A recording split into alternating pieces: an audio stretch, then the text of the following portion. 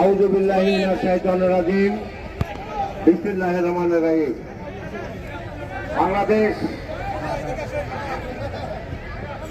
সরকারি সাধারণ কলেজ আজকের এই মহান বিজয় দিবস উপলক্ষে আজকের এই আলোচনা সভার আমাদের সচিব মনির ভাই, আমাদের জেলা বিএনপির সদস্য মানিক ভাই সহ সাইফুল, মুকুল, তফি সহ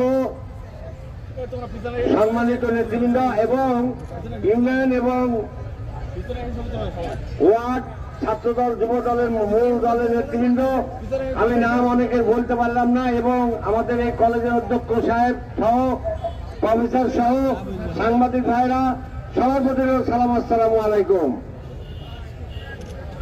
মহান স্বাধীন দিবস উপলক্ষে দু একটা কথা বলতে চাই। বিজয় দিবস উপলক্ষে দু একটা কথা বলতে চাই। আজকে নতুন বাংলাদেশের জন্ম হয়েছে 15ই আগস্টের পর। মুক্ত আলোচনা 5ই আগস্টের পর মুক্তভাবে আলোচনা করার সুযোগ আমরা সবাই পাইছি। আপনারা জানেন, একটা গোষ্ঠী, একটা দল কুক্ষিগতভাবে ক্ষমতাকে অপব্যবহার করে বিজয় দিবস 26শে মার্চ, 21শে ফেব্রুয়ারি এইগুলোর থেকে সাধারণ মানুষ তাদের পছন্দ করা দল ছাড়া অন্য কোন দলকে এই দিবসগুলো উদযাপন করার সুযোগ দিত না। এমন অবস্থা হলো ছাত্র জনতার আন্দোলনে, আপনারাও জানেন, আমরা চাইছিলাম শেখ হাসিনার পতন হোক। আল্লাহর গজবে শেখ হাসিনার দেশ থেকে পালায় চলিয়ে গেল। আমরা চাই আগামী দিন বাংলাদেশে যেসব সমস্যা আছে 31 দফা বাস্তবায়ন করে নতুন বাংলাদেশ, যেটা তারেক রহমান সাহেব 31 দফা আপনাদের সামনে পেশ করেছে। এখানে আমরা দেখছি, খেয়াল করে, 52 বছরে দেশ স্বাধীন হওয়ার পর একটা ভৌগোলিক ম্যাপ এবং একটা জাতীয় পতাকা ছাড়া সাধারণ মানুষ, বাংলার মানুষ কিছুই পায় নাই।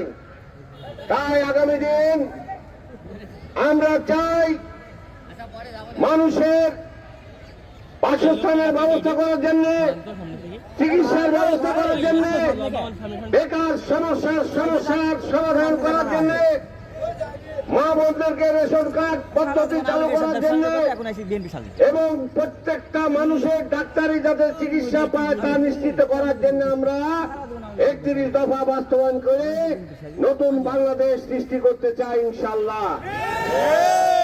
আমার আপনারা জানেন, এখনো তারেক রহমানকে নিয়ে ষড়যন্ত্র হচ্ছে, ষড়যন্ত্র করা হচ্ছে।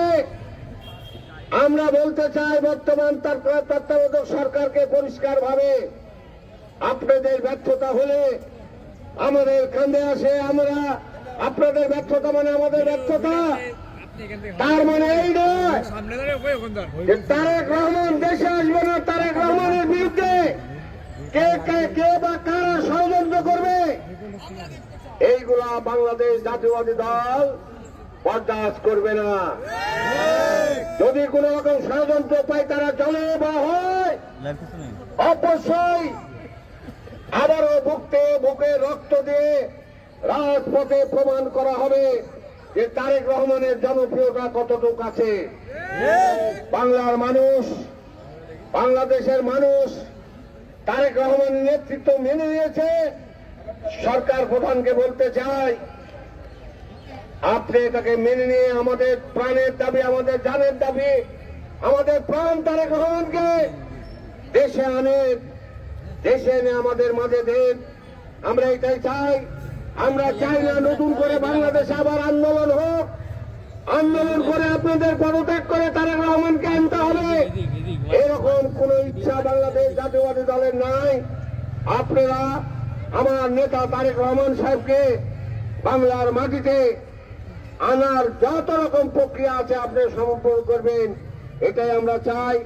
এই বলেই আমি আমার সংক্ষিপ্ত বক্তব্য শেষ করলাম। আসসালামু আলাইকুম, খোদা হাফেজ। বাংলাদেশ জিন্দাবাদ, তারেক রহমান জিন্দাবাদ, শহীদ জিয়া মারহুম খালেদা জিয়া জিন্দাবাদ, বাংলাদেশ জাতীয়বাদী দল জিন্দাবাদ। আসসালামু আলাইকুম।